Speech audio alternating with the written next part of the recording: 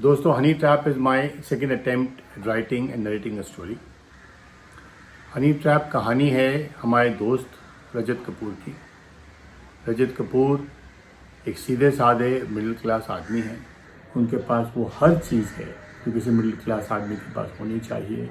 एक अच्छी नौकरी, एक छोटा सुखी परिवार और enough money in the bank for emergencies. Rajat Kapoor की ज़िंदगी बड़ी सिंपल सी है। सुबह उठना, वॉक पे जाना, आना, तैयार होना, ऑफिस पे जाना, 7 बजे ऑफिस छोड़ना, 8 बजे घर आना, टीवी देखना, खाना खाना, सो जाना, हफ्ते 10 दिन में एक बार शॉपिंग जाना, हफ्ते 10 दिन में एक बार पिक्चर जाना। यानी कि सीधी सादी टिपिकल इंडियन मिडिल क्लास ज़िंदगी। उनकी वाइफ श्रद्धा कपूर एक हाउसवाइफ हैं। वो बिज़ी हैं अपने सास ससुर में, अपने माँ बाप में, अपने सोशल वर्क में और अपने व्हाट्सएप पे। उनका बेटा विकी कपूर बिज़ी है अपनी गर्लफ्रेंड में और व्हाट्सएप पे। ऑल इन ऑल एक छोटा सुखी परिवार उनका है। मगर सब कुछ होते हुए भी रजत कपूर खुश नहीं है। उनको लगता है कि जैसे उनकी ज़िंदगी में वो नमक नहीं है, वो जिंग नहीं है। उनको बार बार ऐसा लगता है कि वो इस दुनिया से अपनी हर ख्वाहिशें पूरी करे बिना ही शायद चले जाएंगे। कहानी शुरू करते हैं। एक दिन रजत कपूर अपने दोस्तों के साथ रेस्टोरेंट में डिनर के लिए जाते हैं। जैसे ही वो एंटर करते हैं रेस्टोरेंट में, सामने के टेबल पे एक लड़की अकेली बैठी है। लड़की उनको अपनी तरफ घूरते हुए देखती है, स्माइल करती है। ये घूरना, स्माइल करना कुछ देर तक चलता रहता है। इतनी देर में उस लड़की के टेबल पे एक आदमी आता है। वो कुछ उनसे लड़की से कुछ कहता है जो रजत सुन नहीं पाते, मगर लड़की एकदम चिल्लाना शुरू कर देती है और कहती है, no no, I will not do this, I am not gonna come with you. सारे रेस्टोरेंट का ध्यान अब उस टेबल की तरफ है। रजत उठते हैं और उस आदमी से कहते हैं, boss, you are in a public place, you can't behave like this. वो आदमी उससे कहता है, please mind your own business. तो उन दोनों में कुछ आर्ग्यूमेंट शुरू होती है और वो लड़की उठ के वहाँ से चली जाती है। बात खत्म हो जाती है, डिनर ख़त्म हो जाता है, रजत अपने घर चले जाते हैं। अगले दिन रजत ऑफिस में बैठे हैं, काम में बिज़ी हैं, इरिटेटेड हैं। एक फ़ोन आता है, कहती है, sir, my name is Monika, can I talk to you for a few minutes. Rajat समझते हैं कि उनका कोई दोस्त मजाक कर रहा है, फ़ोन काट देते हैं। 2-3 बार फ़ोन आता है, रजत हर बार काट देते हैं। शाम का टाइम है, Rajat is driving back home. Phone फिर से आता है। बोले, क्या बात है, आप क्यों मुझे बार बार फ़ोन कर रहे हैं, क्या बात है? बोले, सर, मैं मोनिका हूँ और मैं आपको मिलना चाहती हूँ। आपने कल रेस्टोरेंट में मेरी बहुत मदद की थी, तो प्लीज़ कुछ देर के लिए, सिर्फ 5 मिनट के लिए मुझे मिल लीजिए। मैं इस रेस्टोरेंट में बैठी हूँ, ये रेस्टोरेंट आपके शायद इन रूट ही होगा, तो प्लीज़ मुझे 5 मिनट के लिए आप मिल जाइए। रजत उसके बार बार प्लीज़ कहने से मान जाते हैं और वो रेस्टोरेंट पहुँच जाते हैं। 5 मिनट के टाइम की जगह 55 मिनट हो जाते हैं। रजत वहीं बैठे रहते हैं, लड़की की तरफ देखते रहते हैं। लड़की का बालों से खेलने का स्टाइल, उसका पाउट करने का स्टाइल, उसका स्माइल करने का स्टाइल, उसका थोड़े से बंगाली एक्सेंट में हिंदी बोलने का स्टाइल, रजत को सब बहुत भाता है। बात यहाँ ख़त्म नहीं होती। ये कॉफ़ी पे मिलना ऑफिस आफ्टर ऑफिस आवर्स कई बार चलता रहता है। कई ऐसी मीटिंग्स होती हैं। कुछ मीटिंग्स के बाद मोनिका एक दिन रजत से कहती है कि सर, हम जब भी शाम को मिलते हैं आपके पास टाइम नहीं होता, तो आप कल रात को मेरे घर में डिनर के लिए क्यों नहीं आते? आराम से बैठेंगे, मुझे बहुत सारी बातें हैं जो आपको बतानी है। Rajat is very excited. Next day वो बताए हुए एड्रेस पे पहुंच जाता है। अंधेरी के बैक रोड्स में कोई पुरानी सी बिल्डिंग है, 3rd फ्लोर पे घर है, there is no lift. Rajat puffing and panting 3rd floor तक पहुंचते हैं। घंटी बजाते हैं। जैसे ही वो घंटी बजाते हैं, मोनिका दरवाज़ा खोलती है, उनका हाथ पकड़ के उनको बेडरूम की तरफ ले जाती है। और फिर बेडरूम में वही होता है जो आप लोग समझ सकते हैं इस सिचुएशन में होता है।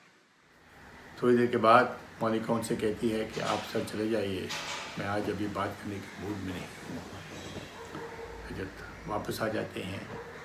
3 हफ्ते बीत जाते हैं, कोई कॉल नहीं। रजत भी 1-2 बार फ़ोन करते हैं, कोई जवाब नहीं।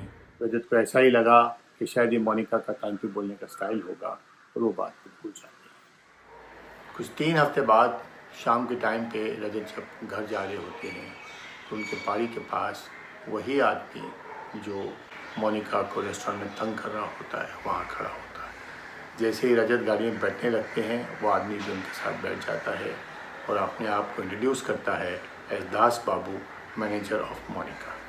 वो रजत को बताता है कि वो लोग कलकत्ता से हैं और मोनिका एक एक्म्प्लिश्ड डांसर और एक्टर है, यहाँ पे बॉलीवुड में अपनी लक ट्राई करने को आई है और while she is trying a luck उसके रेगुलर प्राइवेट शोज़ होते रहते हैं। रजत कहते हैं बहुत अच्छी बात है, but what am I suppose to do with this.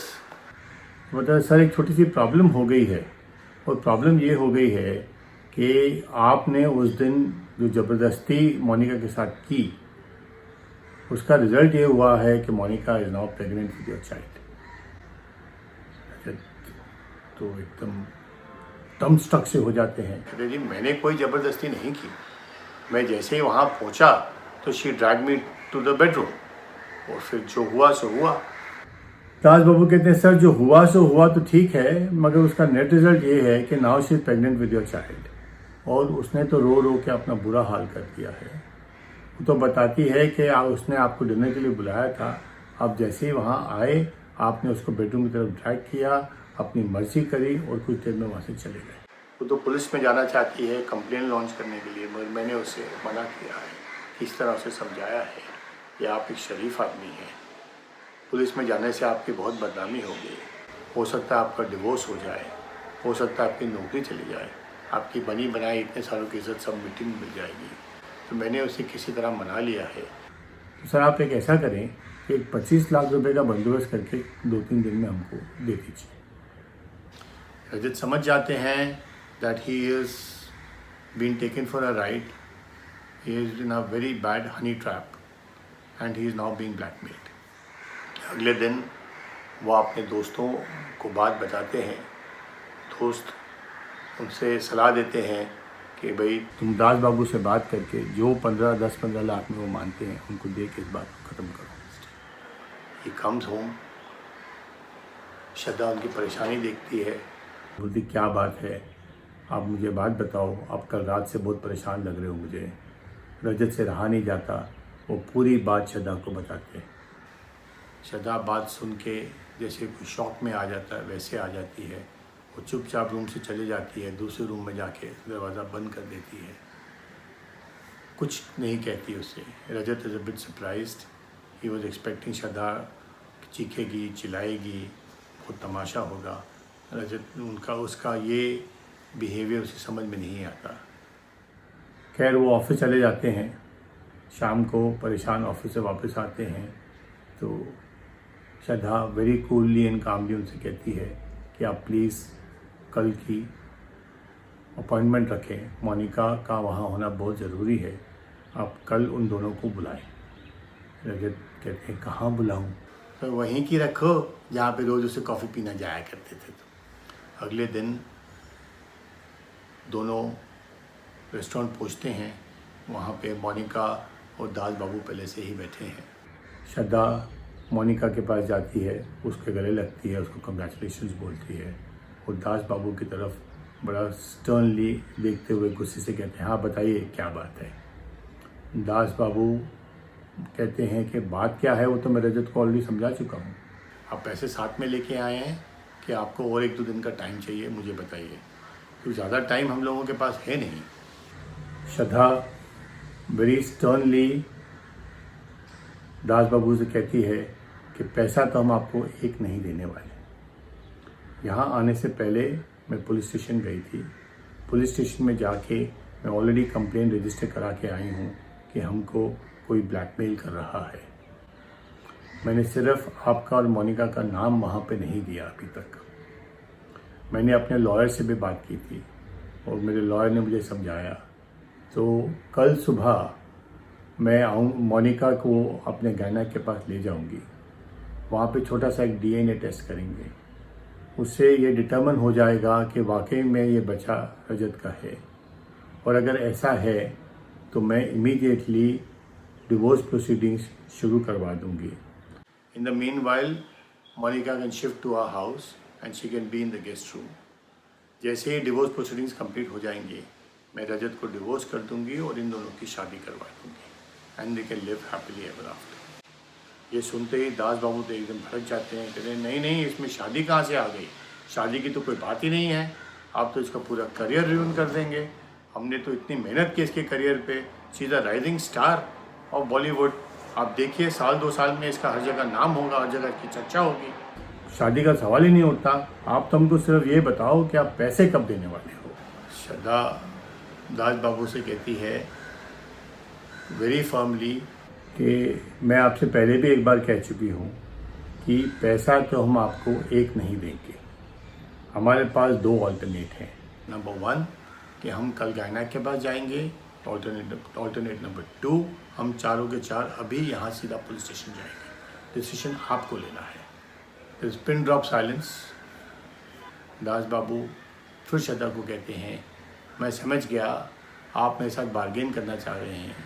श्रद्धा फिर से सिरहिलाती और कहती है पैसा तो आपको एक नहीं मिलेगा, आप डिसाइड करिए पुलिस स्टेशन या गायनेक, इसके अलावा there is no other third route. Monica उनका हाथ पकड़ लेती है और कहती है कि दीदी आपने तो हमारा झूठ पकड़ लिया, मैं प्रेग्नेंट नहीं हूँ, मेरा नाम मोनिका नहीं, मेरा नाम सुष्मिता है।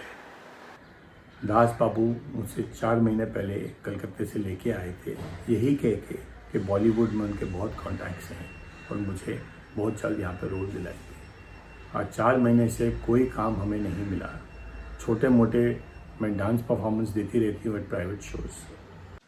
दास बाबू की मैं बातों में आ गई, मगर जिस दिन रजत ने रेस्टोरेंट में इंटरफेयर किया था, उसके नेक्स्ट डे मैं रजत से सिंसियरली थैंक यू कहना चाहती थी। मैंने रेस्टोरेंट में फ़ोन करके रजत का नंबर लिया और रजत को मैंने मिलने के लिए कहा, मगर आपने मेरी आंखें खोल दी हैं, मैं कल सुबह ही यहाँ से जा रही हूँ वापस कलकत्ता। सुन के सदा दास बाबू से कहती है कि आज के बाद अगर आपने कभी भी रजत को फ़ोन किया या इस बात का जिक्र कहीं भी निकला या मुझे मोनिका से मालूम पड़ा आप किसी तरह से उसे तंग कर रहे हैं, तो मैं आपको जेल में बंद करवा दूँगी फॉर ब्लैकमेल। दोस्तों, मेरा ये मानना है कि हमारी हर बेवकूफ़ियों का, हर नादानियों का असर हमारी फैमिली के ऊपर होता है। मैं ये मानता हूँ कि ज़िंदगी में जब भी हमसे किसी किस्म की गलती हो जाए या नादानी या बेवकूफ़ी हो जाए, we must take our family into confidence. कि हमारी फैमिली हमारे सर्कमस्टांसेस समझते हुए will try and give us the best possible solution. इस केस में भी आपने देखा, जब रजत ने श्रद्धा को पूरी बात बताई, श्रद्धा ने पूरी सिचुएशन बड़े प्यार से संभाल ली, बड़ी हिम्मत से उसने उसको टैकल किया और रजत को इस हनी ट्रैप से निकाला। मगर दोस्तों, कहानी यहाँ ख़त्म नहीं होती। कुछ सवाल उठते हैं जिनका जवाब मैं आपसे मांगता हूँ। क्या श्रद्धा को रजत को माफ़ कर देना चाहिए? क्या श्रद्धा और रजत का रिलेशन वही हो सकेगा जो पहले था इस इंसिडेंट के? क्या आगे चल के श्रद्धा रजत पे विश्वास कर सकेगी? Do write back to me with your replies onto these questions. Thank you for hearing the entire narration. Bye. बस इससे ज़्यादा मेरे से रिकॉर्डिंग होती नहीं।